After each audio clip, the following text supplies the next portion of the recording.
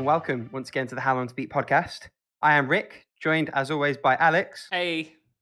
And Paula. And boy, what a week we've got for you today. So we've got what we've beaten, including one game that we all beat together. We're going to skip the retirements because we have none. We're going to talk about what we're playing at the moment. And there's lots going on there. And then we're going to tie in to the topic, which is tie-in games.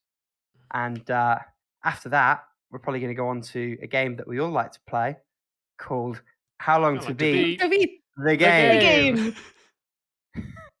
I just never know anymore. You just said the trust is eroded. The trust has disappeared. There's no trust anymore. If there ever was to begin with. Why don't we kick off with what we all played? And if you've been keeping an eye on the channel, by which I mean the YouTube channel, if you're an audio listener, we recently, the three of us and Paola's boyfriend Felipe, played through TMNT, Shredder's Revenge, the recently released beat 'em up, because it's on Game Pass, and we all have Game Pass at the moment, and you can play it multiplayer on Game Pass, and it supports up to 6 people, which I can't imagine because 4 of us was fucking nuts. At least with 6, though, I feel oh no, what's the name of their master? Splinter. Splinter. I know. I was gonna say Shredder. I was like, it isn't Shredder. He's the bad guy. Yeah, Splinter and April, and I guess Jason, if you do it, at least would look distinct. Casey Jones, yeah, Casey Jones. Yeah, would look distinct. Yeah, we played as the 4 turtles, and I think the first 3 levels and sporadically through the rest of the game, we're all like, hang on, which green blob am I? I know, right? And we just on a whim. Yeah. So obviously, listeners will know on a whim we recorded it, which I did not really mess too much around with settings, but Tiamat has shown me the way and has given me a way to record. So you can expect a few more recordings from us. On a schedule? No. It'll be very random. But, once in a while, we'll just drop a playthrough of a game that we've done. And hey, if there's something you want to see, let us know. Yeah, true. And if people want to play a game with us, also let us know, because we'll happily play with people from the community. Be a nice way to do some guest stuff. Worst we can say is no. Maybe we say yes. For some reason, I feel like we're gonna play like a lot of games like back to back to back, and then it's gonna go like radio silence for a while, and then games again back to back to back. Well, we're coming up to the summer, right? So we're all a little bit freer for one reason or another. Yeah, I think that's a big thing, right? I also feel like since we have Game Pass too, like likely if games drop there that are multiplayer, this is a nice way of doing it, That also, and/or big Steam sales, hint, hint, hint. Exactly. It's very funny. Like, I know this is dumb. Like, I'm like, I just play games for fun. But there is something nice about being like in my brain at least, I'm just like, oh, I'm doing it for the podcast, 100%. It's like I give myself a break. But I feel like the beat 'em up was the perfect way to start because it was just kind of dumb fun. It wasn't really any expectation of ability. The game is not well balanced, but like in the sense that it felt overly easy. Yeah. For the most part. But I think that's a good thing because you're not playing for like Dark Souls-esque test of your metal. No. You're playing to run through a load of colourful levels and beat up some bad guys and have a good time. And I feel like that's what we did. Yeah. I also feel like partially it's because we were like 4 players on a map, and I don't think the game balances like the amount of players too well. No, I don't think it does. I mean, I think, I was thinking more about it. Like, I'm sure if you bump the difficulty up, it's probably more. Like, I feel like that's kind of maybe where they're doing the balancing. Because again, since you just picked that one difficulty level, it did kind of feel to me like, as we were playing it, I was like, this sort of feels kind of as easy as it probably is to play this game just on your own at this level. Although maybe even a difficulty level down, even in some ways. Because on my own, I remember playing through the first level and it was just slower. And I guess I never lost a life, but I definitely got pretty close, like I was like, oh crap. Yeah, to me, it really is the epitome, though, like you said, of dumb fun, where like, I don't know. Obviously, you can get pretty good at a game. Like, I've seen people who play this game and they're just incredible at them, right? Like, there are some people with brawlers that can just like chain combos like mad, right? And they can just like hit everything perfectly. But I think what I like about this game is that if you're not that player, it's just fun, you know? Because I've played beat 'em ups that are infuriating. Like Streets of Rage 4 gets a little infuriating at points. It's fun, but it definitely hits areas where you're like, oh my god. And I wonder if TMNT's a response to that, because it's the same dev, right? Like .m made that one as well. I think it might be. It seems to me like it's like, hey, do you want a more of a challenge? Streets of Rage 4. Streets of Rage 4 would be a good game to play together. That's a fun one. But it does. Yeah, I don't know. Maybe that is what it is. All I know is .emu is very good at these beat 'em ups now. I have to say, the one minor criticism, I was thinking about it as you two were talking. I would have liked a better explanation of the point system front loaded, not only in terms of what it does, because we had to actively go out and find that, but also like what exactly earns you points. I think if you get the last hit on an enemy as they die, you get the point, but I was never entirely sure. And as good as the drop in, drop out co-op was, you'll see what we mean if you go and watch the playthrough. I don't know that it was skewed properly that you could earn enough points, all four of you, in any given run to unlock all of the things, which kind of seems silly. Like, you and I, Alex, got the closest, but I think we only just about got 3/4 of the way through the point progression to unlock all of the things. And I'm not sure that, unless, and we didn't test this, it's worth saying, unless the idea is that you play it multiple times with the same character, and so you have all those moves from the off. Even then, I would like an explanation of that, ideally. I feel like as the player in a game like this, you shouldn't have to go and dig to work that out. Yeah, I'm almost certain that's what it is, because I also think there's then maybe the expectation that you'll go into arcade mode and you'll play it that way. Because arcade mode's like a little more the traditional styling, where it's just like level after level after level, right? Instead of that fun, like, you know, go on the little map and replay things and find collectibles, you know, it's just like a straight shot through. So yeah, I don't know, but you're right. I do feel like part of it is so that they get you to come back and keep playing as the character. Maybe. And speaking of coming back, Streets of Rage 4 is on Game Pass. I've just checked. So yeah, that's where I played it, actually. It's an option. Yeah. There you go. We'll go through all the brawlers. Honestly, it might make me like brawlers, because really, I playing this one with all of you made me realize, like, these games should never be played alone. They're just not fun alone. No. We should rebrand the playthrough thing. It should be how long to beat them up. How long to beat them up? That's good. Yeah. How long to beat them up? I like that. Right. I was gonna say that one thing that I kind of like from it being like on the easier side is that I was able to play on a keyboard without destroying either my fingers or the keyboard itself. So that is a plus. What I did not appreciate is that I had a hard time like trying to navigate the menu and trying to find like where the controls were. Yeah. And there were a lot of controls. Like, I wasn't expecting it. I think there's like 6 inputs, but there's a lot of moves.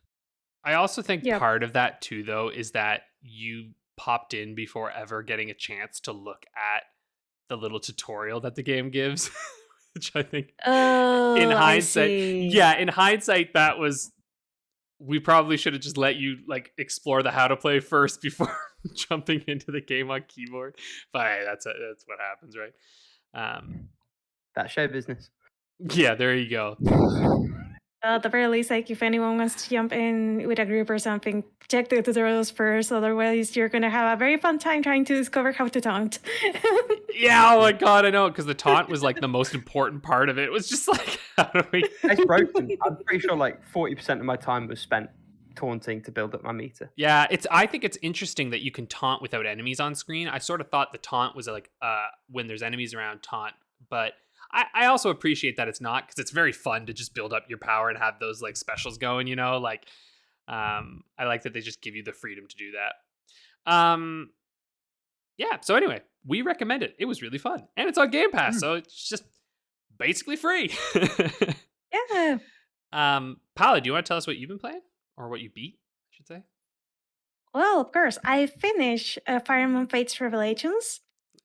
And I don't think I even got to play. No, I did get to play this like last week and talk about it on on the podcast. So there isn't like anything new over that. Besides, it is Fire Emblem. It is not the best Fire Emblem, but it is serviceable Fire Emblem.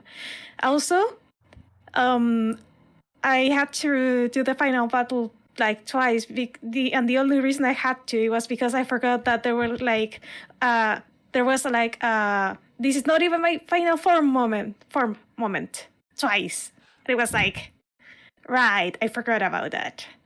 Which I call bullshit because most of the bosses on Fire Emblem, like the final bosses of Fire Emblem, feel like very satisfying to beat. But this one was just like a sponge, a damage sponge. So I pretty much had to somehow out damage it for many turns. Like, yeah, it was stupid. But besides that, I still feel like it is a good game. I wouldn't recommend it over, let's say, Conquest. But if you like the Fire Emblem Fates saga, like Conquest and Birthright, and if you want more Fire Emblem Fates, there's Revelations.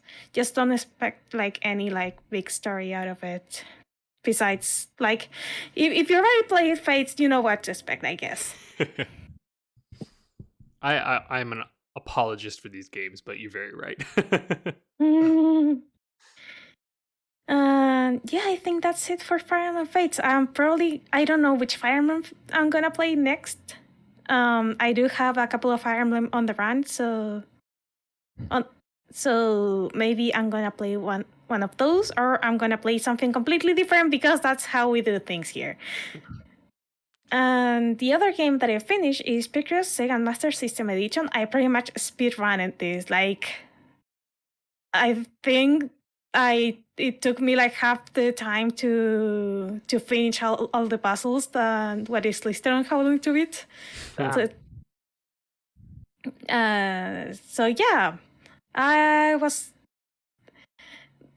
guess like the normal Picross is fun. Mega Picross, Macross, or whatever the name is at this point, is not fun. I hate Mega Picross. And Color Picross is interesting.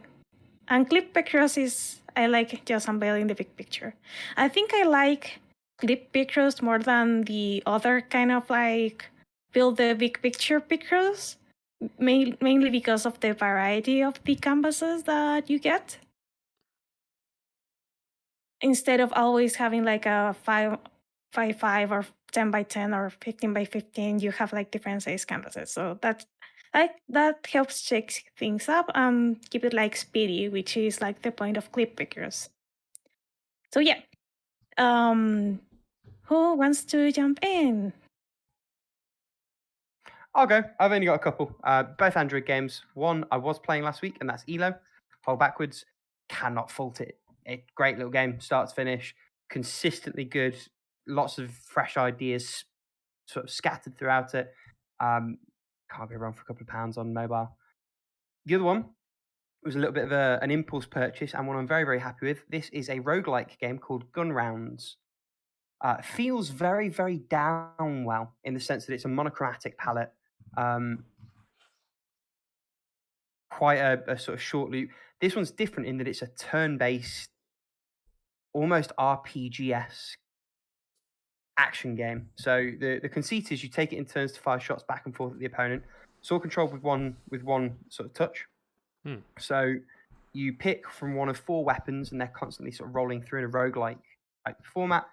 You pull back to aim, release to fire, and your opponents then all get a shot at you. You have like a little rotating shape around you. When you tap, that shield activates. If the bullet's inside the shield, it gets converted into ammunition for your weapon. If it hits you before you activate the shield, you take damage, you don't get any ammunition. And it's this really cool loop of like, how much ammunition does each weapon use? Do I just stick with the low ammo ones and make sure that I keep topped up? Do I risk a big shot that potentially leaves me without a shot the next time? So good. I played for about an hour, which encapsulated sort of 4 or 5 runs before I got a winning run. Just really, really well pitched. Again, only a couple of pounds. Really easy to sort of jump in and out of for a couple of minutes. Very clean, very well put together. An excellent little mobile game. I've loved it the past couple of months. I feel like I've had a little bit of a rediscovery of my love for good mobile games that you just pay for and you get. And Gun Rounds is right up there with them. Criminally underappreciated, I think. It looks like it's only got a few thousand downloads on Android, at least. I'm not sure if it's on iOS, but it's really pretty looking. I like the art style. It plays just as good as it looks. I cannot recommend it highly enough for a fun little mobile thing. I suppose particularly for you as well, Alex, if you're going to be traveling in a little bit, you've got a phone that's more than capable of running it. So, yeah, everyone's listening that wants a mobile game. I think of the two, Gun Rounds is the better game. They are both excellent. Nice. And that's me. Cool. Well, I've played a lot this week. A lot of really short games because I went on a bit of a PC kick. But before I did that, I finished up Yakuza Kiwami 2. I just blasted through this game. So, like, I did the same thing that I did with Yakuza Kiwami. It was on easy, just blasted the story, basically ignored all of the open world stuff. Really good. Like, this one has a really coherent story to it, which, again, I do kind of think is because I blasted through it. Like, I find when I blast through these games, I'm like, oh yeah, the story makes so much sense. I remembered everybody. And it's like, right, that's because I didn't spend 4 hours doing karaoke and playing baseball in between story missions, That was it. Right. And I also think that the sub-stories the sub-stories are always a little hit or miss. I think Lost Judgment has perfected the way that you do sub-stories. And I would say also Like a Dragon, I think, did a really good job with it too. But I kind of just ignored them because while they're quirky and fun, they don't really offer a lot gameplay-wise. So I'm like, kind of just avoided them. Now, you unlock this thing called the Majima Saga, which is 3 chapters. And honestly, I blasted through it in less than an hour. But that is so worth playing. It is honestly a bit of a sequel to Majima's story in Yakuza 0. And it actually, it really ties up loose ends from the end of Yakuza 0 in really satisfying ways. And I really, really enjoyed that. It was like, and Majima's fighting style is really fun. And honestly, I was kind of like, I think that's actually my favorite part of Yakuza Kiwami 2 was just that short Majima saga that was basically like Yakuza 0 DLC that I like didn't know existed. Even my partner who had like watched it with me came in and was like, hey, wait, is this? And I was like, yeah. And she was like, oh, and like got invested in that little saga part. I was like, there you go. Because we played 0 together basically, and she just loved that. I still think 0 is the best game with Kiryu in it. It's so good. It's so fucking good. And the more I'm playing through the Yakuza games, the more I'm realizing like, yeah, the new games I think really are the best ones you should get into. I'm still loving going into them because I think they're kind of funny and just enjoyable. But I will say that like I think Kiwami 2, and I haven't obviously touched 3, 4, 5, or 6 yet, but I have a feeling those games are a little more niche. Like I think you gotta really love the series to play those ones, unless you played them when they came out, obviously. But like if you're just interested in touching into the world, I really, really, really do think that 0, Like a Dragon, Judgment, and Lost Judgment are some of the best games just ever made, frankly. And like are just entirely worth playing. And then, tickle your fancy with the rest of the series. You know what I mean? It's like you can decide for yourself if you love them or not, but at least 0, like you gotta play 0. It's so good. So yeah, that's Yakuza Kiwami 2. I'm looking forward to playing. I wanted to beat it because I know that I'm going to be away for a while and I'll be on my PC. And I thought like, well, now I'll have the option to play 3, 4, 5, or 6 if I want, right? But Kiwami 2 was stuck on my Xbox, so I was like, I gotta get this one beat, just so I could free myself up a little. Then I finished The Room 2 on Android. God, so wonderful. I'm sort of sad that I didn't play these room games before we did our puzzle game, like New Game Plus, because the VR one They're pretty good. is probably the best puzzle game I've played. Period. Like it's so good. It's just very well done. And The Room 2 is excellent as well. Though I will admit, when you play them, you kind of forget them a little bit almost immediately because they are all kind of similar, but they're very well done. Right? Like they give you that real wonderful sense of like, ooh, I got it. Ooh, this, ooh, that. I then moved on to the Room 3, and I got this on a PC because it was in the Steam sales, and it's just much cheaper than it is on Android with the sales. And so I thought, well, why not? And I'm curious to see if they're meant for PC or if they're meant for Android, because they play a lot better on Android than they play on PC. And like, I think they're mobile first, to be honest. Oh, really? yeah, like Almost certain. they're fun on PC. Don't get me wrong. Like, I enjoyed it on PC, but sometimes things would just like, I'd have to like, click a thing down and I'd like pull it, and then it was like, oh, looks like your mouse just kind of went a little too far away and it didn't work. And you're like, fuck, I gotta rearrange the fuck. And then also, I can tell it has to be mobile first because I have to click on the screen to move my vision around instead of just moving it around, which I also admit makes sense. But I realize like that's on Android. You're just swiping around, right? Like, I'm like, oh yeah. So I would honestly recommend playing these on Android over PC.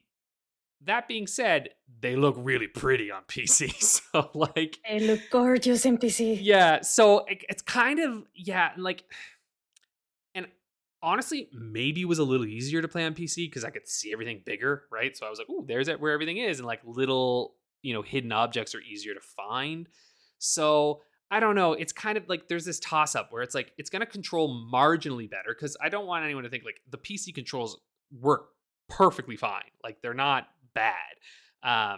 It's just that on Android, I think it's a little more intuitive, and you do feel like you're kind of pulling things apart a little more. On PC, they're prettier and they're bigger. You decide.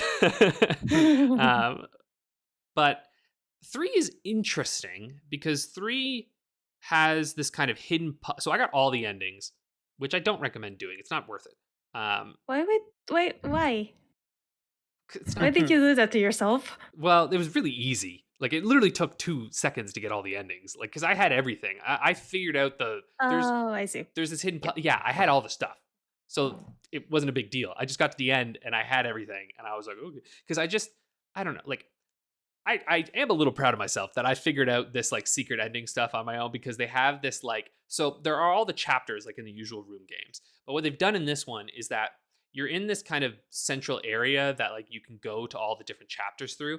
And there's a larger puzzle that is in all of those rooms outside of the chapters that they don't give you any hints for. You have to figure out on your own. But fortunately, it's not that difficult to figure out on your own. And it is pretty satisfying to figure out on your own. It's just too bad that the endings, I don't like what. Yeah, they're bad. Yeah, they're really Like- fucking stupid. Like, well, they're not even fucking endings. They're little. There's a couple cutscenes. All right, that's what you get, and 2 of them are almost identical. So I'm like, and It's like, oh, it's over. Now what?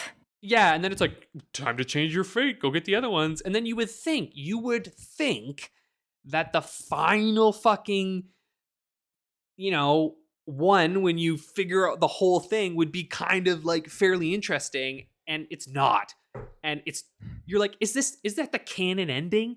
Okay. So I don't know. Anyway, I appreciate that these games are very Lovecraftian. There's some space shit going on in all these games. That's neat. But give me a little more. You know what I'm saying? Just give me a little bit more. At least give me something when I get all the endings that like points towards what's happening. Instead, it was just like, we salute you. Good job, buddy. I was like, oh, this is the Pokedex thing again. Actually, it is the Pokedex certificate. That's what it really is. It's like, you did it, champ. Fist bump. Good job. Yeah. You're like, hey, fuck you. So yeah, whatever. I mean, really though, these games have never been about the destination. Frankly, they've always been about the puzzling and the fun of it. So it's weird because in some ways the third one is one of their best, but also one of their weakest. It's because it's one of the best in the sense that like it's not just linear rooms. There's a cool hidden secret puzzle that you can do, which is really, really fun while you're doing it. And then it's also one of the worst because it doesn't pay off in the end. The VR one, I actually think, now that I'm playing through the other ones, I'm like, oh, I know what was happening in the VR one. That was really good. That's a really good story. And actually, the VR game kind of concludes a lot of like the room's story. So like I kind of feel bad for people who don't have VR, and if you're at all invested in the Room series, because like that game is essential in this whole thing, and it's very, very good. So anyway, there's the Room 3. Tune in next week when I'll have the Room 4 beaten, I guarantee. And maybe I can get it too, so we can do some commenting on that one. Do it. Well, I think, you know what, actually, because speaking of, have you not played the 4th one yet? Oh, I was actually planning to buy it in this Steam sale. Do it. I just got it. So no. There we go. The pressure is real. There's the pressure. Yeah, we'll have to play and comment together, because I also think on Game Pass they just released like Escape Academy. I think one of the demos that I played. I think. Wait, really? Yeah. From what I remember seeing that it was coming to Game Pass on like on maybe on Xbox, maybe not on PC. Like I don't know. I could be crazy, but I opened the Xbox app and I remember seeing it there. I don't know if I can't check the coming soon. Currently opening the app, so recently added. Open faster. Coming soon. Recently added. Yeah, I have to now. Everyone's just listening as we slowly scroll through and figure out. This is the riveting content that people come to the How Long to Beat podcast for. Yeah, I could be crazy, but I don't know. I saw it. It was there one day, and maybe it's gone now. But whatever.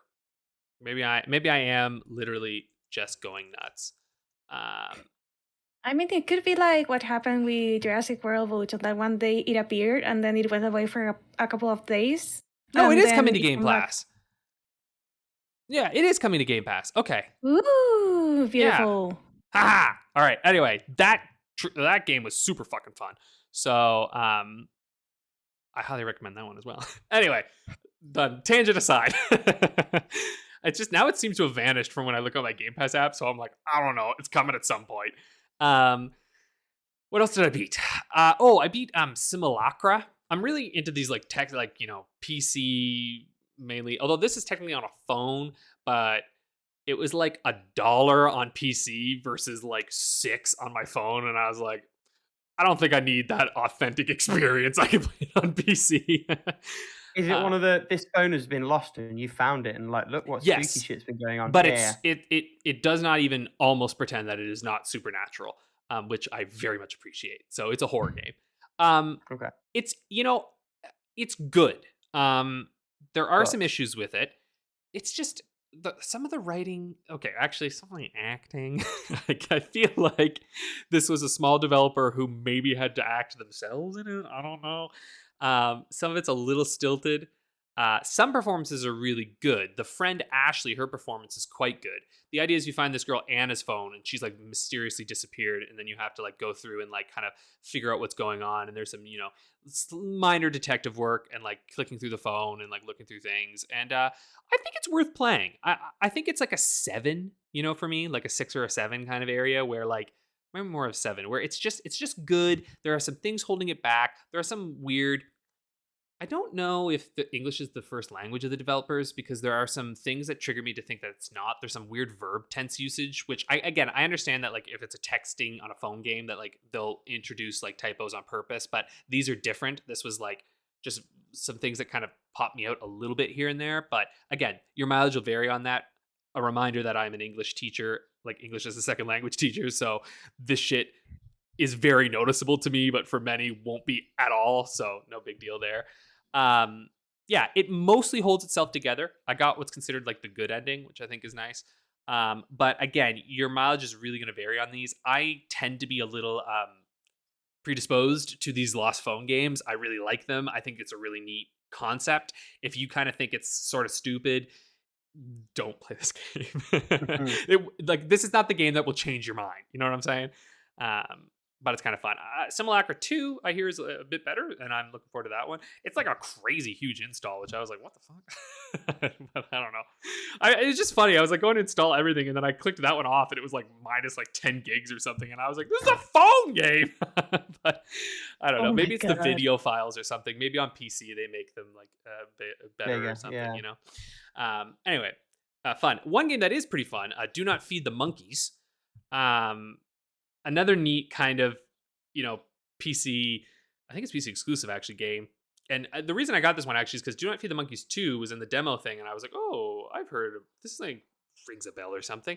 And it's an interesting puzzle game where you're watching security cameras and you're kind of tasked with solving these kind of puzzles through the security cameras, whether it's like hitting keywords that you jot down in your notebook and then you can search them on like the web and like find them together and then do other things, and you can call people and there's all sorts of stuff. Thing is, that element of the game is crazy fun. And then they introduce this fucking stupid resource management shit that like makes no sense in this game. Like you have your fucking like, you have like a food meter, a health meter, a sleep meter. You could do like jobs. Like some lady comes for the rent every once in a while. It's not fucking needed, you know? Like the game itself is really enjoyable. The actual like puzzling on like the monitors. But you know what kind of sucks is that you get to a certain point in the game, like there's like only a certain amount of days that you can complete the game in, and so some of the puzzles will just be gone, and then you can't go back and do it because like if you go to click continue, you gotta like replay the whole game. And I was like, well, I don't want to do that, you know? Like I had a couple puzzles left over. I got like enlightened monkey ending or something, but there was like a couple puzzles in the end that were left over that I couldn't complete because it was just like, nah, sorry bub, you missed it, I guess. It's like, come on. So I don't know. I really like it, but I just kind of wish. Now there is a mode I think you can play where you don't have to worry about resource management. You can't get achievements in that one, which I think I actually might recommend playing it that way, because I don't think the resource management matters, because ultimately you're here for the puzzles, right? Like that's what's fun. It's like looking through these security feeds to like figure out what's going on in each of them and like mess around in them. And like there's multiple ways that you can solve the puzzles, and there's tons of different things that you can do. In yeah, I don't know. It's pretty neat. At the end, I still didn't understand what was going on in the game. Like I didn't understand why I was being given these cages to observe people. I definitely fed the monkeys a few times. That might change because there's a sequel coming. Yeah, fall of this year. Mm-hmm. And I'm excited for it. I will be definitely playing it when it goes on sale again. But that's always the caveat.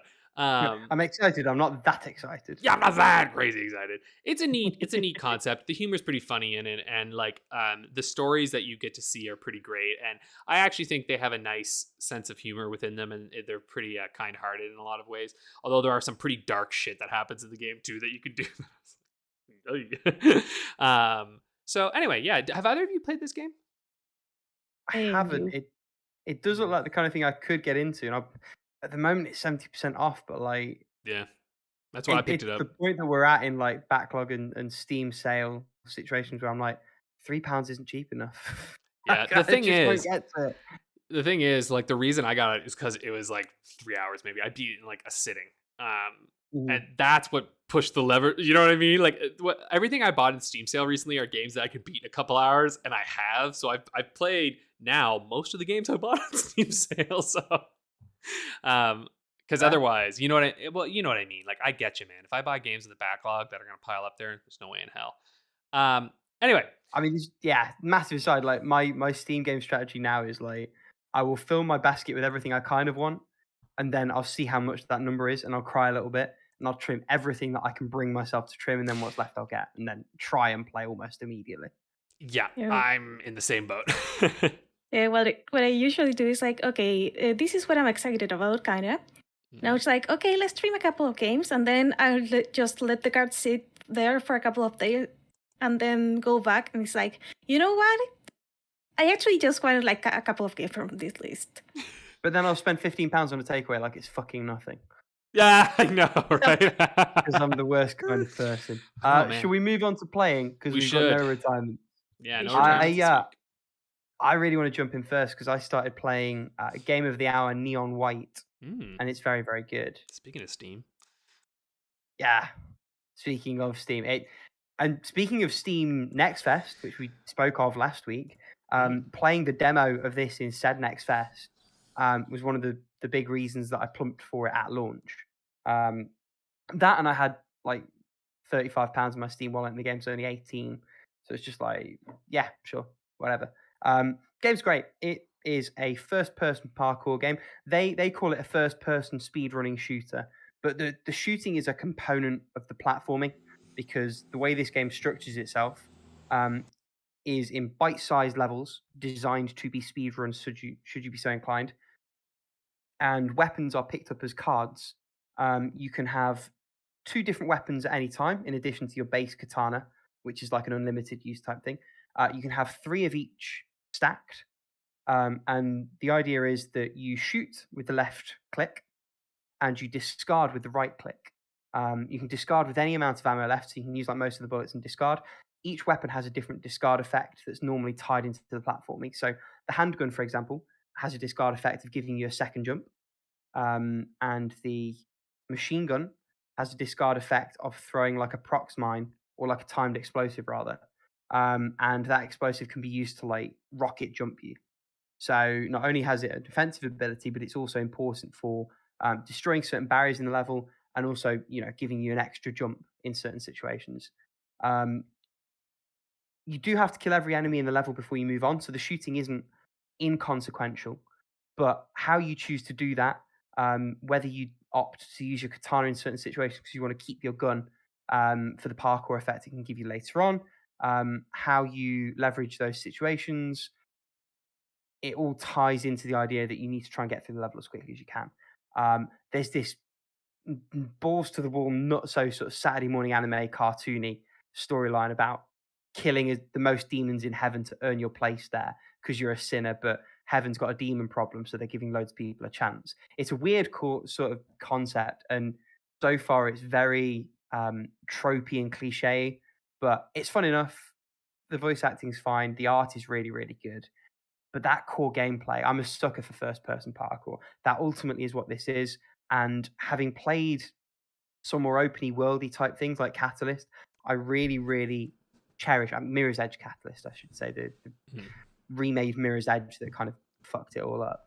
I really, really cherish these bite-sized curated levels that are designed to let me get my parkour on and feel like a fucking speed demon god in the process. And nice. I've only played about half an hour of the game so far, but it feels on point. And if that's your kind of thing, so far it feels like it absolutely nails it.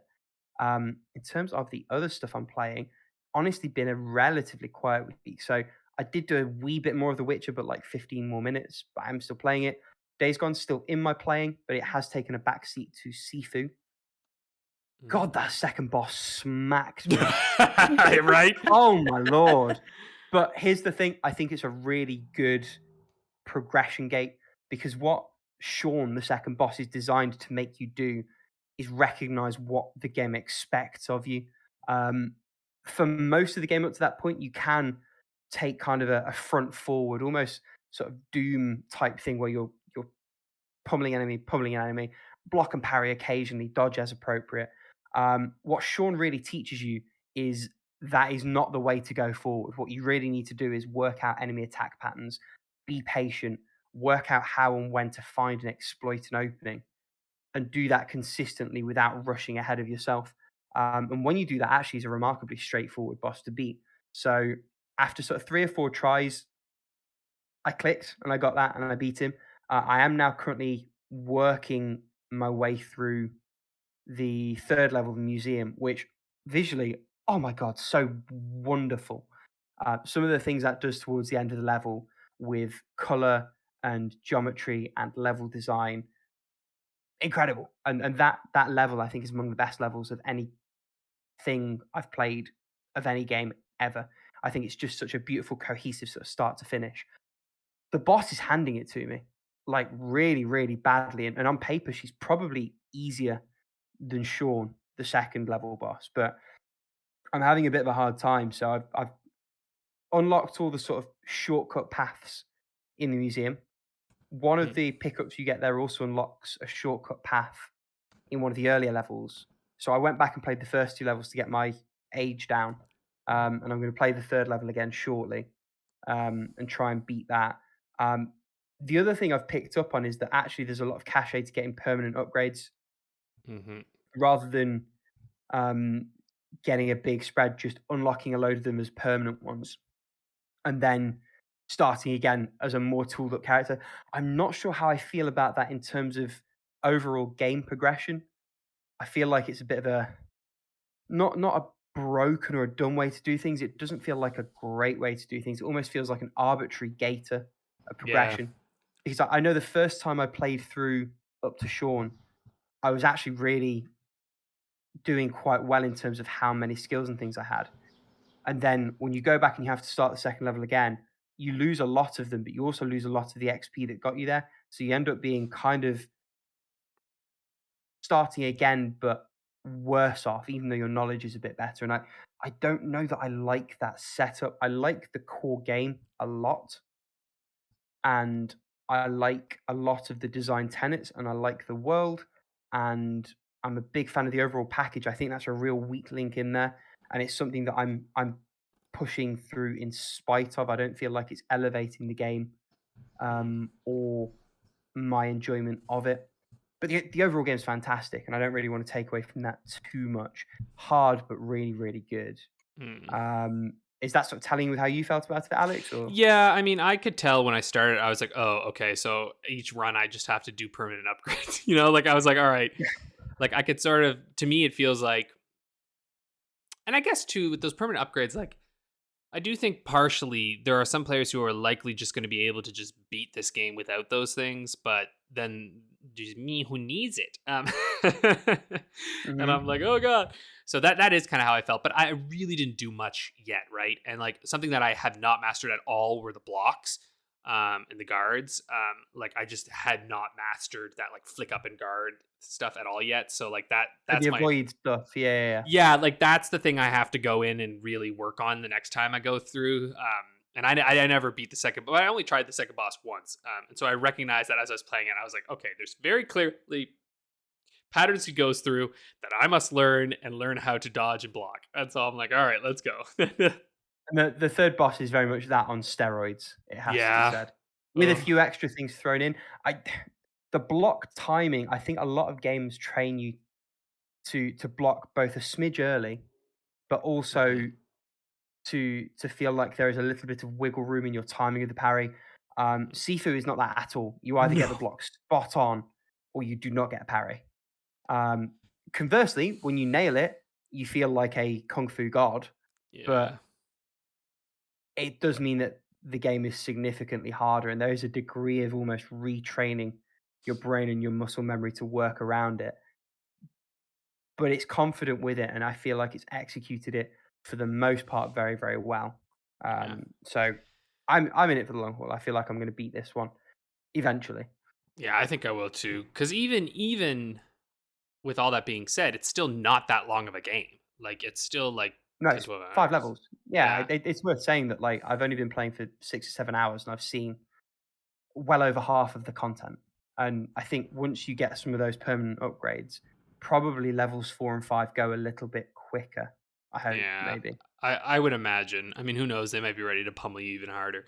I do know that there's a thing that this game encourages at the like when you beat it. So I'm curious to see what that is, because I don't know what it is. I just know there's something that they like kind of push you to try, and I've heard. I think I know what it is, and I think it was given away in a review. In a review, yeah. I think I know what it is just based on this game. But yeah, I'm not entirely sure. I don't know if I'll ever be able to master it. Maybe. Yeah, maybe. Yeah. Paula, why don't you tell us what you've been playing? That's cool. I'll finish mine later. Oh, sorry. Wait. Oh, fuck. Sorry. I thought you were done. You still have the original. No, I just wanted your input on that game, man. I've got a few more. Sorry. You pulled me off guard. Can you tell I'm tired today? God damn. Sorry. Finish telling us your playings before I jump in. You're tired, man. Sassy as fuck, feeling like. No, that was good. For some reason, it just felt like such a natural end. I thought that was like, oh yeah, that was it. We talked about this. I mean, if I'd been smarter, I maybe would have back-ended. You still have like Dread, Luigi's Mansion, all that shit left. All right, go ahead. Yeah, I mean, Dread I've nearly finished. I think I'm close to the end of this one. Having played more of it, like the core Metroid-y stuff, I actually think they've done a really good job of. Nice. You can tell they've built on what they did with Samus Returns. They've trimmed to a certain degree some of the Eon stuff that I found a little bit superfluous and fluffy in Returns. The Emmys are still shit. Like those sections are not good at all. and the level design is kind of flaccid. So because it's a series of smaller maps with a few very specific entry and exit points, the overall map doesn't feel that cohesive. There are ways to do it right. I don't think that Mercury Steam have hit upon any of those ways with this overall level. What compounds that, and I find this really, really quite annoying, they've crutched on some of these teleport spots as ways to get you to the bits where they've got important upgrades. So there's almost little pockets within levels that you only get to with a very specific teleport that's like a one use and done, and then you go back and you just carry on with the normal level. I just don't think the world has been designed particularly well. And that's a real negative for this genre, because there's an extent to which you live and die by the world in which your character inhabits, more so than any other type of game, because if you're expected to go back and explore things and remember where things are and have certain memorable things, the world is what enables that. And by contrast, their map setup is really, really good, and the best I've seen. You've got little markers you can put on. It's always really easy to tell what's going on where. It auto-populates a lot of information about certain doors and what is and isn't needed, which I think is really, really generous. Really good for ease of access for the user as well. But man, there's a lot of things holding what could have been an excellent game back. Still a great game. I am still having a lot of fun with it. Particularly, I have to say, I've just beaten a boss that calls back to the previous game canonically, Metroid Fusion, one of my favorite games ever. And the boss does a similar thing to a lot of the bosses in that game, which I thought was a really fun callback, and I hope they do a little bit more. Won't say any more on that because I don't really want to spoil it or get too much into that, but there's a cohesion to the way that they've tied the story in, which is someone who has played the previous titles, I really, really appreciate. And I like that through line on those. I haven't played any more of Luigi's Mansion 2, but I'm still playing it. I have played a little bit more of Secret of Mana. I wonder if this game is one that I'm going to not like nearly as much for coming to it sort of 25 years later. It feels quite thin. Like it's beautiful, aesthetic, audio, visual phenomenon, but the gameplay is very, very, and the whole like power up bar where you have to wait and then strike again, that's kind of dumb. I really liked Trials of Mana, and I feel like that's the obvious evolution of this, and going back is a little bit tricky, but we'll see. I had that experience where I was like, oh, I kind of wish I was alive and this was popular because I would have loved it, but I'm like, yeah, not anymore. What I do want to say really quickly as well, as a matter of sheer curiosity, I went back and played the old, now defunct iOS port of Secret of Mana, where they actually redid weirdly a lot of the art assets. It doesn't look as good as the SNES one, but it doesn't have that audio glitch where when you do an attack, it cuts out the beautiful music to play the attack sound. I was torn for a minute. I was like, oh, do I want to play it this way, or do I go back to the buttons and the less good audio? I ended up going back to the buttons and the less good audio, but it was a hard call. And there's a part of me that's almost ready to go and play like the much derided Switch and PS4 remake. Oh, yeah. Oh yeah, indeed. But I think I'm going to stick with the SNES original and plug through and hopefully sort of vibe with it a bit more. But we'll see. Right, that is me done now. I promise. Okay. So who's going next? Well, Me next. Yeah, I'm gonna say I think it's Paula's time now. So I played a little bit more of Hollow Knight. I finally beat Hornet, and I've found my way into the fungi forest, and everything wants to kill me here, and everything explodes. So that was fun. But then I found my way into the jellyfish den, and can I go back to the fungi forest, please? Like, the jellyfish aren't like as bad. They don't move as much, but if you hit one of them, it like the core kind of like bounces off and explodes on you, and it deals a lot of damage, and it isn't fun. But the game is gorgeous. Let me say that. The controls are very tight, and that is very welcome from someone who doesn't usually play anything platformer. And it is a lot of fun, even when it is extremely hard at times, especially like in the boss battles. So I really want to play more of it. I'll probably just wait for... I'll probably have to wait until I finish a piece of homework to play more of it. Because this is one of those games that I feel I can sink a lot of time in. Another game that I can sink a lot of time in, and this one is courtesy of my boyfriend, is Diablo 3, sorry. I don't know my Roman numerals. Eternal Collection for PS4. We're playing the PS4 version because it has couch co-op. Nice. And the PC version doesn't. So, yeah, this is unexpectedly a lot of fun. It is a lot of fun because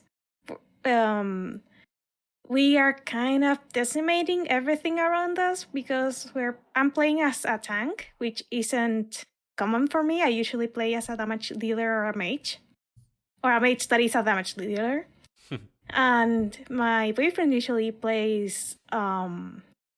I think he played Necromancer as a Necromancer on Diablo 2, and he usually role plays as a thief or something along those lines.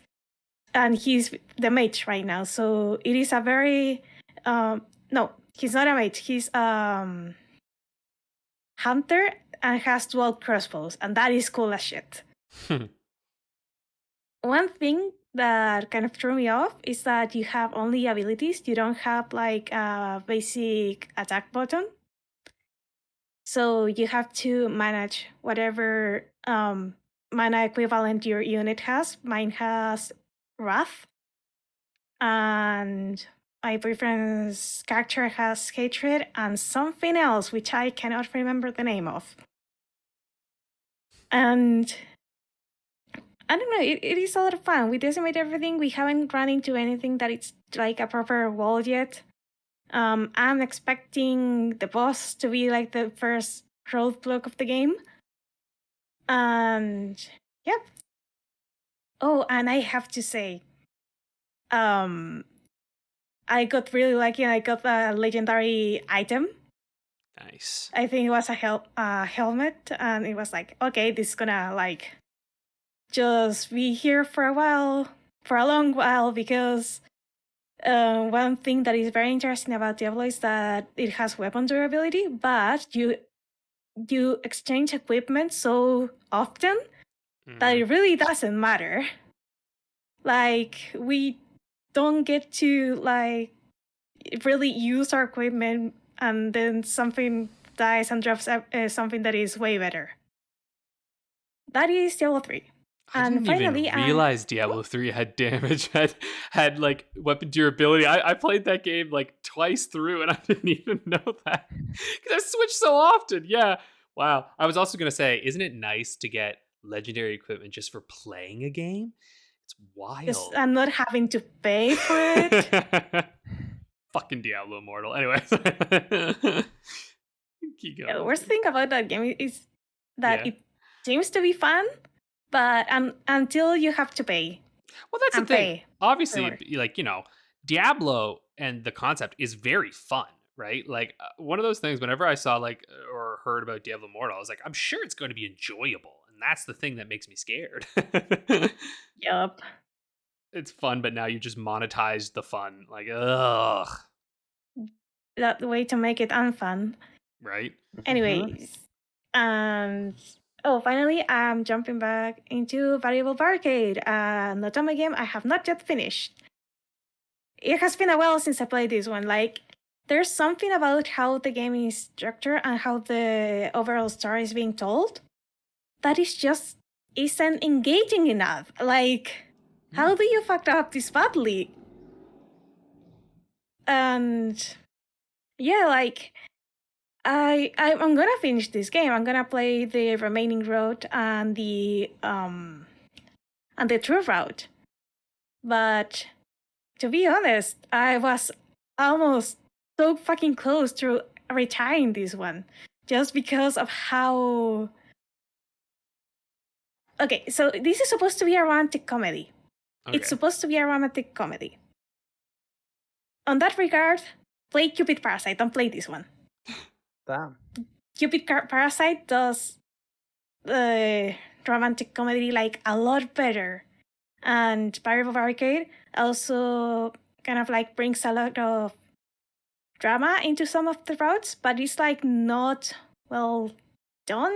It's like it is misplaced. Like it feels so out of place that it just hinders the overall experience. Like is sorry, it I'm tonally just out of mad place? of how this game was written.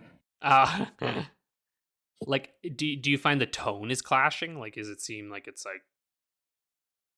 Yeah, like there's like this tone shift that is so sudden at some point on every route that just doesn't feel like it belongs in the route. Like, for example, I was enjoying Taiga's route like so much until something happened, and then everything crumbled pretty much. Like, and it was very hard for me like to finish that route because everything that was enjoyable about it was suddenly taken away from me. And you like, do you feel like the game just doesn't earn it? Yeah, the game just doesn't earn the right to do that pretty much, in the sense of it has this very lighthearted common route, and don't get me wrong, the common route is like the highlight of the game in my opinion. But when you enter the route, the tone shifts like very suddenly, and not like in Café Enchanté. Like you can see during the common route that something is not quite right in these like numerous worlds where the supernatural or the non-human live.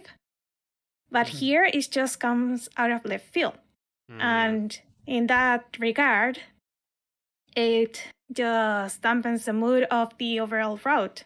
Like there were a couple of things that could have been managed like a lot better, or things that were left unexplored that maybe if they made those aspects like the focal point of each route, then it would have been a better story. And sometimes the route just overstays its welcome. Like, this is a long game. This is a 50-something to 60-hour game, according to How Long to Beat. And it has only 4 routes. And, for example, Code Realize and Café Enchanté are each 35 to 40 hours each, but have 5 routes instead. So each individual route is more concise, and it may be forced to have like a faster pacing, but that faster pacing fits the game better. And for a visual novel, you really don't want to make your player read like 3 to 5 more hours than they should be reading, because they get more of the story. Like, I imagine like gameplay was for some games like, oh, you get tired of this gameplay. Yeah, you get tired of reading this story because the story is going nowhere. Well, it's like, you know, if you're gonna have a story that long, you have to really fucking earn that, right? Like, otherwise you're just gonna, it's like in any novel too, like some novelists don't know how to edit, man. You know, like, just which actually fucking George R. Martin. But look, I love the Game of Thrones books. I've read them all, but that motherfucker does not know how to edit. Like, just everything in there. There's some storylines where I'm like, I think you can move along. But what do I know? I haven't published any books. Yeah. I haven't written everything in ages, so what do I know about writing? Anyways, I use Variable Barricade. so far, disappointing. So far, I'm very disappointed about like the finished product and the finished story. Maybe it will sway me the other way, like with the remaining route of the game. You never know. But at the very least, I'm gonna say that I didn't quite enjoy it like half of the game, which is Jake's. Nice. And I really love Atomic games, so that's saying something. Yeah. You don't say. Well, I don't have much actually in playing right now because I've beaten so many short games. I haven't actually played much more of Going Under. I do intend to. I had a little bit of the PC kick, so it's kind of taking a little break. I'm like almost done Picross S2 because, you know, it's Picross. And the one game that I did start playing that is on Game Pass, though I actually own it too, but Life is Strange True Colors, which I have to say so far, this is very wonderful. Probably, like, for me at least, it feels like the best that they've done. And using Unreal Engine 4 has done them a lot of favors. Like, this game looks real pretty. Because I know, like, it's hard to believe, but like the first Life is Strange, I think, like, hold on, when was that first one released? I don't know. God, but I remember it looked rather rough. 2013. 2015, actually. Yeah, it was early days in the PS4. Yeah, real early days. Yeah. Probably early days for you E4 as well, if they were even using that. I don't think they were using that, actually. I think they were using Unreal Engine 3 at the time, because I think Life is Strange 2 was the first time that they used Unreal Engine 4. Pretty damn sure. I mean, I have to double check all of that, but I'm almost yeah, because Unreal Engine 4 was for Life is Strange 2. Which I have not played. I hear it's good though. I should play it, but I just never got it. Like I kind of was a little I think at the time that game came out, I was a bit burnt out on the Telltale-ish style kind of, you know, semi walking sim choose your own adventure games, you know, that kind of world. And they also all don't necessarily click with me, but this one is really clicking, and I really appreciate that it's released just as a full game. It is split into 5 chapters like their other games. They just haven't spread them out over time. And I really think like we are past the days of the episodic releases. Just no more of that, please. I'm fucking done, unless you're Final Fantasy VII, which is spread over 8 fucking games at this point. Jesus Christ. Which is also Square Enix, so I don't know. They might be like, put it out into bits again. Do it. But I just hope they don't. You play as Alex Chen, who has this like power of empathy, where she can like feel what people are thinking and feeling. Well, mostly what they're feeling. But it like also profoundly affects her. The story so far is very compelling. Haven, like this little town in Colorado, is gorgeous. It almost makes you think that living in a small community might be nice. I was like, don't you try this. I know what it's really like. But it's very like Banffy. Like it reminds me of Alberta in some ways. These kind of small towns that kind of live and die on one type of industry.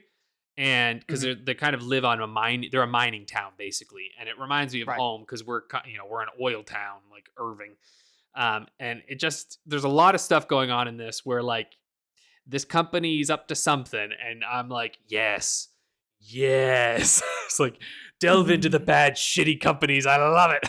I'm like this is where we go. So yeah, there's some stuff going down. I'm in the 3rd chapter right now. I'm like about halfway through it, I think. And I really, really like it. I think if you have Game Pass, this is a fucking no-brainer. Like it's like 10 hours, I think, or so. Gorgeous. Story is good so far. Really compelling characters. Excellent voice acting. Just really sweet. I really like it. So yeah, that's Life is Strange True Colors. That's what I'm playing. That's it. But actually, something that I started playing again because all hail the master that is Steam sales is Dungeon of the Endless. Yeah, it was $3, so I was like, oh, okay, that is a deal I am willing to make at this point. So I jumped back into Dungeon of the Endless, which I have to say is so much better on PC. But I also just like, it's not bad on Switch. It's not bad on Switch. They did a good job making it work there, you know?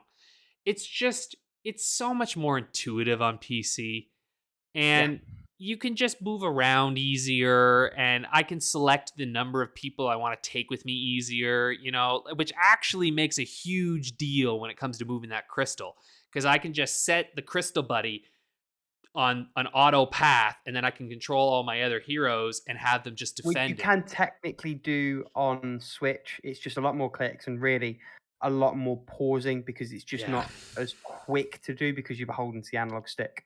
And I think at the core of it, that's what makes the PC version better. The game is faster.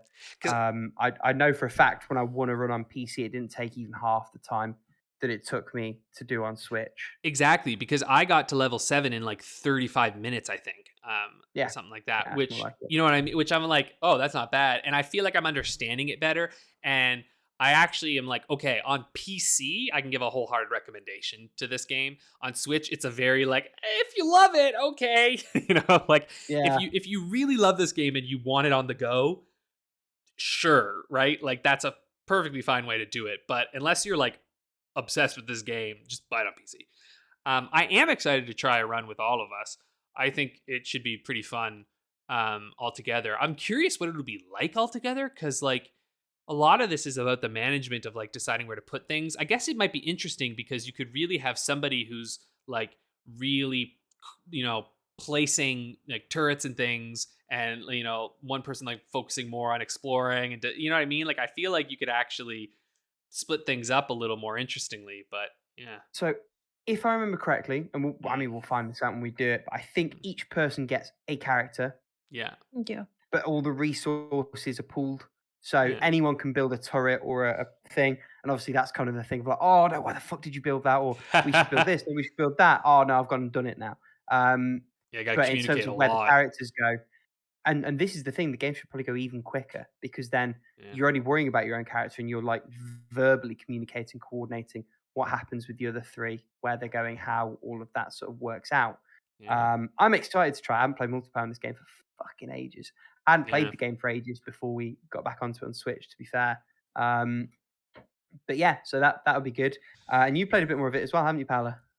Yeah, I did. And my round died again. But this time I got to the 9th floor. So gotta go me. Like, and there were like these massive enemies that just started to spawn on the level, and suddenly, and they do a lot of damage. So the other thing that I didn't realize until it was too late is that your health doesn't like restore like when you finish a wave until you kill all of them. Every enemy. Yep, every enemy on the map, not including the big guys. And at one point, it was a very chaotic floor because it took me forever to find what's its name? The exit. The exit to the next floor. Actually, I didn't find it because I assume it was in the one remaining path that I haven't checked. Oh no. So I had like 3 of these big guys. I had waves and waves of enemies just going after my ass, and I only had 2 of my 4 characters left because the prior floor was a bit too much chaos for their liking, it seems. And yeah, they died, sadly. You can get RNG'd to hell if you don't get to that like exit room fast enough. Like it can fuck you hard. In one of the floors, I got to the exit in 5 minutes. And this one, it was like minute number 20, and I haven't found the exit yet. So I was getting desperate. And then suddenly I took my eyes off of a character for like a second and it ceased existing immediately. And then the only character I have was the nurse, who is kind of squishy, so yeah, not the best unit to take out the giants with. I've been using the DLC characters and they have been mint. Like I was like, yes, please. Like they're the Team Fortress 2 characters? I don't know. Are those not DLC? No, who is the maybe? I don't know. I don't think they are. I think those are unlocks. There's some character that I'm using. I don't even know their names. There's no, he's like Seph or something. I don't know. He's like frost looking and like stabs things. Oh, then... the one who's like keeps track of the records, the librarian-y one. The librarian-y dude, yeah. And then another guy who's got a mechanical arm. And then I picked up 2 other heroes along the way, which is good. It's nice when you pick them up early too, because they don't cost much food. And so you're like, all right, here we go. And then they level up with you. You can get them perma unlocked quicker as well, because it's 3 floors you traverse with them, and then you can just pick them from the start. Yeah, I perma unlocked one of them, Hikashi or something. Is like this like purple blade wielding thing. And I have some pyromancer dude. There's so many of them. Yeah, it's the strategy is getting more fun now that I understand it a bit better. Like I basically my basic strategy these days is just like completely illuminate one area behind me and then just like pick a room with a bunch of turrets and just do little excursions from there. Just I'm just constantly like retreat all the time. Yeah. You have to do it that way, because otherwise you do just get minced. Yep. And then when I'm ready to go, I unlight everything and just light the path, and I'm like, let's go. Yeah, 100%. That's the way to so do yeah, it. I mean, keep an eye out for a potential How Long to Beat plays of that in the not too distant future, basically. Mm-hmm. We'll see if it's a successful run. I feel like we can succeed together, I think, hopefully. I don't feel like I'm that bad at this game now. I think I understand it thanks to some of your hints and suggestions. You're out there tempting fate. Oh, I'm probably going to die this run, but that's also my first. At the end, we're just at the fate of RNGesus, so... Yes, seriously. I've been pretty lucky in this one, though, because I do have some health regen items on a number of my characters, and I did unlock the science bio one where, like, when you kill an enemy, it spreads 100 health amongst all your teammates, which has proven to be really fucking useful. Because if I have that one forward base with a couple of those, and then like these Tesla modules, every time I come back, I don't have to heal my dudes because they just kill a couple of them and they're healed up. And I'm like, yeah. So it's been lucky. I'm liking it now. I'm digging it. Yeah. So what a character arc for this game on that. To be fucking right on the last possible June date for this one. I have loved it now. So there we go. Speaking of characters, tie-in games, they tie characters into games and IPs and series, that they do, films and movies and all the other things. Yeah, so I guess licensed games. I mean, Paula, I brought this up. I was like, "Do you want to talk about licensed games?" And she was like, "Oh yeah, like when we played TMNT." And I was like, "Right, that is a license." I thought of that on my own. Yeah, I just thought it might be kind of fun to talk a little bit about this because I think we all have sort of experience. Like, I don't know. I feel like I see a lot of people talk about, even online, where they talk about like, oh yeah, I remember back in the day when licensed games were like this and they were kind of wild, as if licensed games aren't still, I remember, as if they aren't still like constantly being made.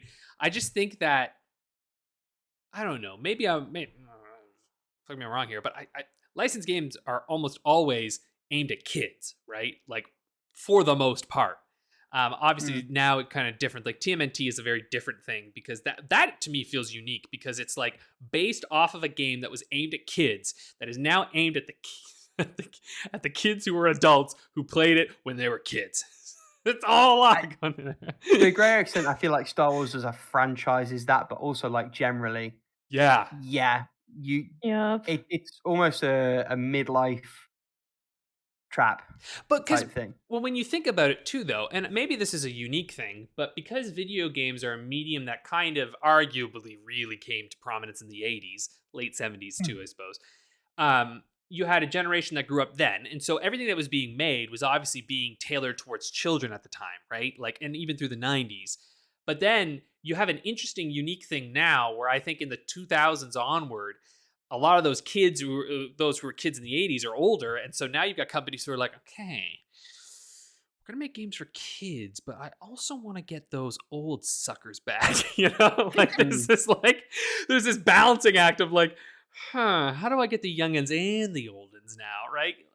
Which has really shifted, and I think Star Wars is a great example of that. Where they're like, okay, well, these things, this is still for kids, but then also we recognize we have fans who are fucking insufferable. Someone who loves Star Wars. Fuck, man. Here's me just enjoying the Obi-Wan show. I was like, oh, this isn't perfect, but I really like this. This is kind of fun. And then you go online and I just like shut my computer off immediately. And I'm like, why did I go online?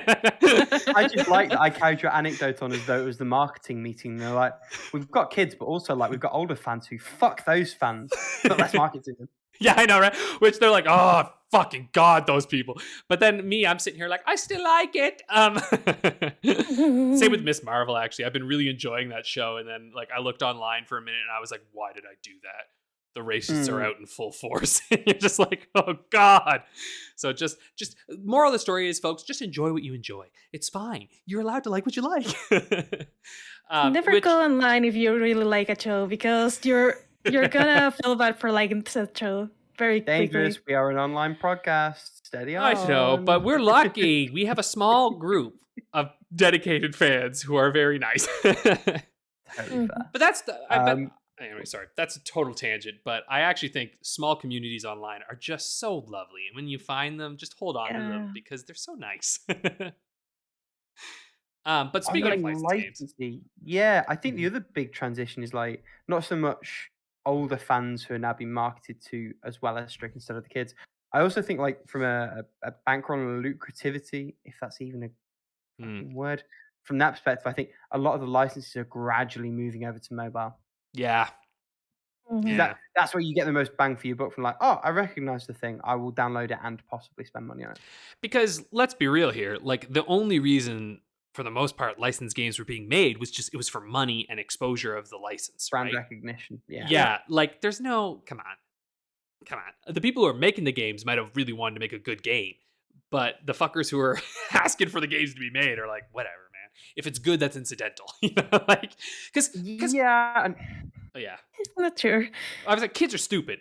I was stupid. I was a dumb little child who played anything that you put in front of me. I remember playing the SpongeBob Game Boy Advance game, which is so bad, but I was like, yay, having fun with that thing. But it maybe that was my brother and Charlie in the Chocolate Factory on the Game Boy Advance. And you know what? I shouldn't say that it's because we're stupid. It's just that we're more willing. We have more time, and so we can just beat our head against a game. And I've had less experience and are less discerning, right? Like I don't know that there's a better version of this out there. I don't know that Devil May Cry exists, so I'm playing The Nightmare Before Christmas. You know what I mean? Like, although supposed to be not a bad tie-in game. That's what I'm saying. Oogie Boogie's Revenge, yeah. Well, again, not bad. It's a Devil May Cry clone, but worse. But I see what you mean. Yeah. That's what it is. But that's fine. If you like that, cool. And like, this is the guy who played the Shaman King Game Boy Advance game, which is just a Castlevania knockoff, but worse. But I liked it because I like Shaman King. I mean, they're like playable or, I guess, average like tying games. But then you have the How to Train Your Dragon game for the, I think it was the Wii U one that came out also on PlayStation 4, and I don't remember where else. But I saw gameplay of it because I was curious about how it played. And oh my god, the Flash game from the Cartoon Network webpage played better. Yeah. Well, it was rough. I have to say too, like, I think there's a very, personally, I find it to be a promising trend. I've heard some people kind of go on against some of the more recent licensed games, but like, it feels to me that licensed games are just much better now. Like the Mad Max game was very fun. Shadow of War is incredible. That new fucking Harry Potter game looks great despite rowling. But like it seems like the idea these days is like, okay, well, if we're gonna take a license, we might as well just like make an actual good game out of this, because it seems to me that like there's more of this, like, I don't know, maybe it's because actually, you know what, maybe it's not even that they're that much better. It's just that, like you've said, maybe the shit ones are on mobile now, so I just don't notice it as much, you know? I think it's Or partly maybe that. I our think it's standards also that, for like, sorry. yeah. No, you're okay. Or maybe just our standards for licensed games have lowered to a certain point, so it's just like, oh, it plays. I think that's it, though. I think the best licensed games you don't think of as licensed games because license is synonymous with bad. Insomniac Spider-Man, fucking sick game. No one calls it a licensed game, but it is a licensed game. Exactly. Arkham Asylum, City, we don't talk about Night. Licensed games, really good games. Well, see, But we Arkham don't think Knight of is a them as licensed game. Arkham Asylum and City, though, those aren't licensed games. They're just good games. Yeah. This is the thing. Like, Yeah. the terminology almost skews your perception of the product, and also the product then informs how you're describing it. Yeah. If the game's good enough, no one's talking about the license, generally speaking. Yep. And back in the day, too, like, a lot of them were just like, and I think most of us think, too, and this is also what I think is interesting, because, like, when everyone thinks of licensed games, I almost always feel like they're thinking movies and TV, right? And less comic books, which are still licensed games, like you said. But it just seems like the comic book games are, I don't know, they're usually a little bit better, though that's not always the case. But the movie and TV games, it's just, that's where I feel like the quality is just all over. And then I also think of the heyday of the Game Boy Advance, right? Where, like, making a game for that was not that expensive. So they're just like, right. But then you get games like the freaking Harry Potter, Philosopher's Stone and or Chamber of Secrets. Chamber of and Secrets. The Prisoner of Azkaban, which I will die on that hill. That is a great little RPG. I love it. I played it. Remember, that was the game I played. I do remember you're like, I only enjoyed it so much because I was high. But yeah, still. exactly. Let's not beat around the bush. This game's dope. For everyone who's listening at home, Alex was like, I only enjoyed that because I was, and then did the smoking scene. Which I realize in a visual medium doesn't work. Like, we all get it. We're all friends here. It's legal here in Canada. Yeah. But, well, I have to also say, though, the Chamber of Secrets PC game was also excellent. Those, like, 3D platformer type games where you go all over the place. That was a great time, man. And I'm a sucker for the Spider-Man ones. Like, most Spider-Man games in general have just been fun. Besides Insomniac kind of killing it. I mean, we all remember Spider-Man 2 was, like, one of our favorites, right? There's a comic movie fucking tie-in game. But yeah, I don't know. Yeah. And then you have, like, the tabletop tie-in games like Dungeons and Dragons and Warhammer. Yeah, man, talk about a minefield with those. I mean, though, spoiler, we might be playing a Dungeons and Dragons game coming up. But, like, Warhammer is one where I remember looking through it, and that is such a minefield. Same with Dungeons and Dragons. Like, it seems like there's some very good shit, but there's some very bad shit too. Yeah, it's just all over the place. That feels a lot like they're just kind of like throwing shit at the wall and seeing what sticks, you know? Yep. Pretty much, because Warhammer has seen, like, a lot of stuff according to what my boyfriend has shared with me. And there's, like, a Total War game that it seems to be okay. There's also, like, these tactical by turns, like, I don't know if it's supposed to be like XCOM or like Fire Emblem, that you take turns to pretty much like decimate the enemy. And now it also has multiplayer of all things. But then there's, like, I think there's some action games or something like that. And then you have, like, all this variety of stuff. And some of it works, but most of it doesn't. Yeah. I also found the SNES era, which maybe this is kind of makes sense, I guess, with GBA as well, because GBA is just, portable SNES basically. But the SNES era had so many very, very competent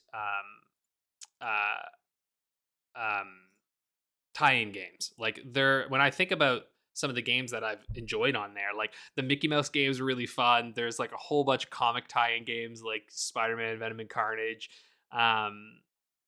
Lion King, Aladdin, right? Like all of these kind of platformers at the time that like kind of have nothing to do whatsoever with the actual movie and are just kind of like I remember there was a Tarzan one that I remember playing a lot, I think on the Game Boy Color actually, and it is very tangentially related to the actual movie, but it was just a lot of fun. And like, I guess really to me it seems like they sink or swim on your affection for the license, and then Yeah.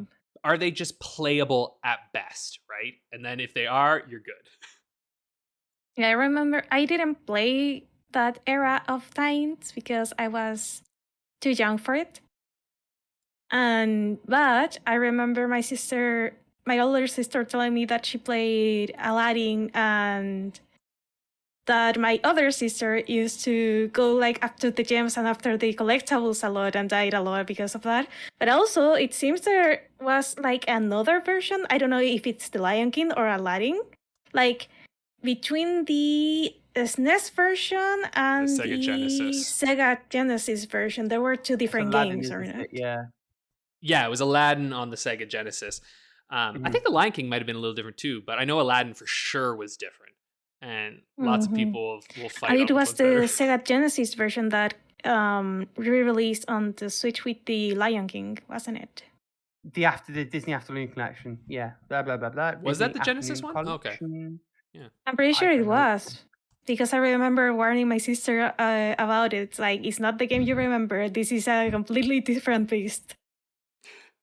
Version differences, that's a whole other topic in and of itself. I do want to shout out just on Warhammer. Racevic on YouTube did a really good video recently talking about like how Warhammer basically will just let anyone stick that name on their game, and how that's sort of a pro and a con versus series is like. I think the example he uses is Mass Effect, where there's like 3 games in a decade. We forget that Andromeda exists, but like 3 good games in a decade and almost no other media besides, and the differences in those approaches. I think that video is well worth a watch. I thought it was really compelling when I watched it. One other thing I'd love to talk on licensed games as well is like a time frame thing, particularly nowadays, because games do just take longer to make with that kind of graphical fidelity. You have a very hard and fast deadline most of the time, because the license holder will want the game to come out alongside the licensed product. Let's say the movie, for example. I think one of the reasons that The Mummy Demastered was among the better licensed games to release recently, and I suppose to an extent also the Aliens game that Alien Way Isolation. Forward also made, Infestation. Oh, No, that one. Infestation. Okay. Because they're basically the same game. Like they're on the same engine. They both play very, very similarly. Both of them were sort of shorn from deadlines, and also in the case of The Mummy, like it's a lower fidelity game that they've already got the engine for, so it's easier to throw it together relatively quickly. And I think that almost sort of is the exception that proves the rule in terms of just how much the timing throws things into the mix. And with all these kinds of games, you do hear in reports after the fact that they didn't have time to finish what they wanted to. You can often tell in the finished product where corners were cut, kind of thing. Yeah. Mm-hmm. As a little addendum to our conversation about Aladdin, the Disney classic games collection, the one with Aladdin, Lion King, and the Jungle Book, it actually has both versions of Aladdin in it. Ooh. It does. Yeah. Mhm. I don't know if the one now, I think there might have been one that was just Aladdin and Lion King that might have picked one or the other, but I Yep. think they re-released like last year, I think, or it with the 3 games and the both of the Aladdins. So there you go. Ultimate version. That's cool. Yeah, but also, to be frank here, fucking emulate these games so easy. just being honest here, like not that hard. No timing. Actually, in the Profound Waste of Time book, they have a really good interview from one of Way Forward, like a developer there who did a lot of tie-in games and was actually talking about the experience with the tie-in games and how one of their favorites, I think, was actually a Barbie game they made. That was like really neat. Like they had a lot of freedom and were allowed to kind of go whatever. It's actually interesting. Barbie as a company seems like Mattel, like for them, they actually seem like they're very loose and like let people do what they want with the Barbie branding, like the new movie coming out from friggin' Greta Gerwig, which I can't Oh god, wait the memes for that are I can't phenomenal. wait. It's totally gonna be a satire. Like I know Greta. Oh god, I can't wait. I cannot wait. It's gonna be that movie's gonna be great. Calling it now. Which movie? The Barbie movie. Is. Yeah. It's a live action There's Barbie a new Barbie. movie. Oh, I see. Live A live. action? Oh my god. Yeah, but hey, here's the I deal love the bit though. in the trailer where Ken goes, "It's Morbin time." That's the best part. Greta Gerwig is directing it, and she's the one who did Lady Bird and Little Women. And she's actually writing it with her partner Noah Baumbach. Baumbach? I don't know. Anyway, he was like the guy who did Marriage Story and everything.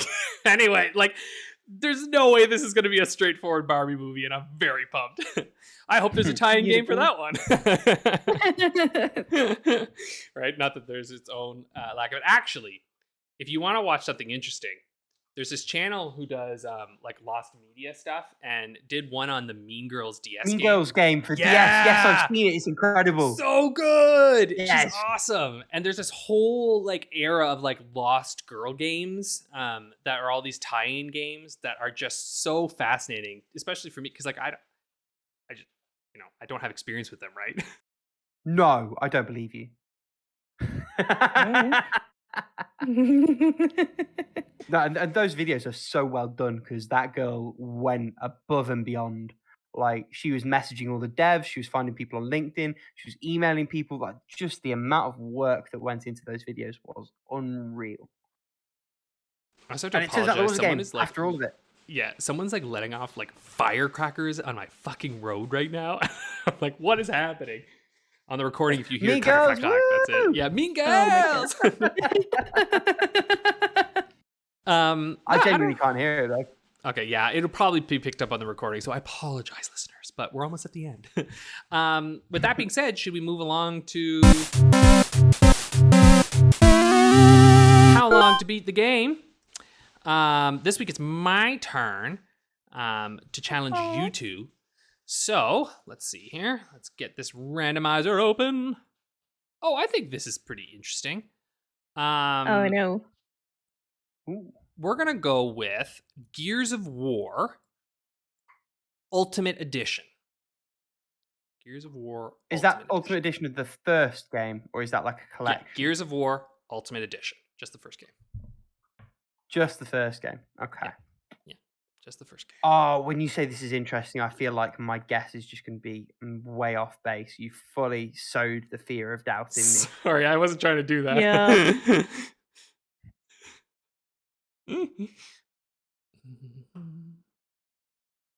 And what is our bonus category, Alex, in addition Yeah, to the I'm main thinking plus of 100%? Thinking of that. Please give us something that we can save our scores with. Oh wait, never mind. We're what? Oh, this is interesting. I like this.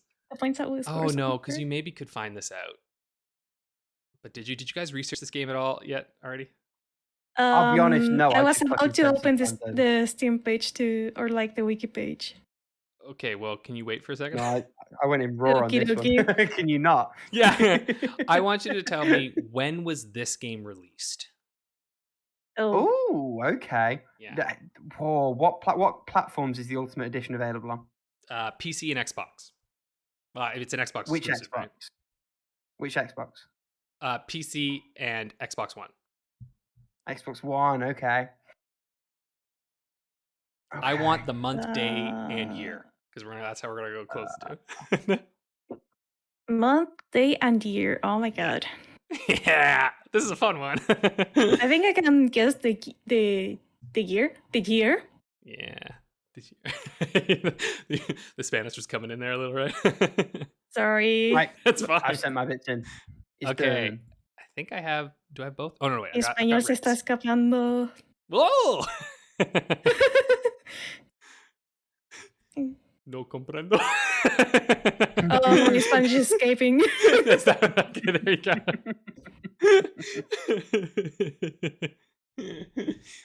I'm not sure it makes sense in either language, so don't worry. There you go. It's like the cube, like how long to beat the game gets to you. It does. Messes with your head. It does. Yeah, I've got no idea. what that noise was out there. Like, honestly, it sounded like firecrackers. Like, and I was like, what the hell is going on?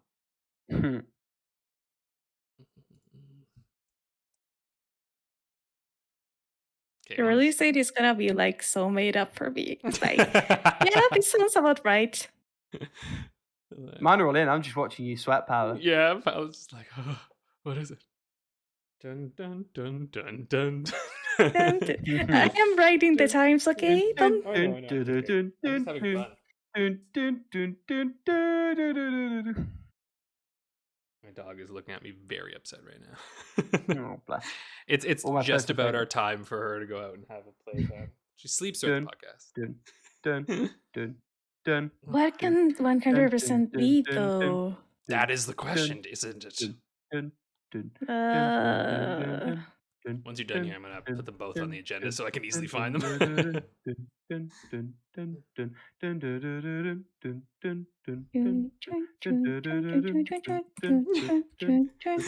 What is happening? Okay, there you go. Okay, I've got them. All right, here we go. So, first category is main story. So, Rick has said 6 hours. Paula has said 9 hours. The main story is 9 hours. So Paula, there's 1 point for you. All right. Oh no. Rick's sweating now. Main plus. Oh no. Paula has said 14 hours. Rick has said 7 hours. Yeah. Ooh, that was bold. Main plus is 11 hours. Paula, once again. I only just missed that as well. You did just miss that, yeah. So that's a 10 there for Paula. Okay. 100%. Rick has said 20 hours. Paula has said 25 hours. The time is 30 and a half hours. Paula, clean sweep on that. Whoa. Oh, nice. Okay, going into the bonus round, we are tied all 11 points. So, bonus round here. Release date. Rick has said 6th September 2016. I just wanted it to be 69, I'll be honest. That's funny. You're both interesting. Paula said September 15th, 2015. Oh, okay. So, the release date is August 25th, 2015. Paula has clean sweeped this one. Wow. That's a comeback story right there. Oh, so going into game week 3, Paula is 2 points ahead of myself and Alex. Yeah, Paula's leading in the pack right now. This could be it, Paula. You could come out here. Because is this the full second round we've done of this?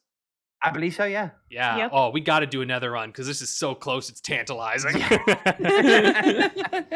Oh man, I'm amazed. Also, I guess we did just finish the game that was picked, so it might be a little soon to do another one now. Yeah. Which means though that next month will be the deciding month. We'll find out what happens. Don't go anywhere. Yeah, who knows? Who knows who'll win next? Paula's in a good spot though right now. It is still anybody's game though. So tune in next week for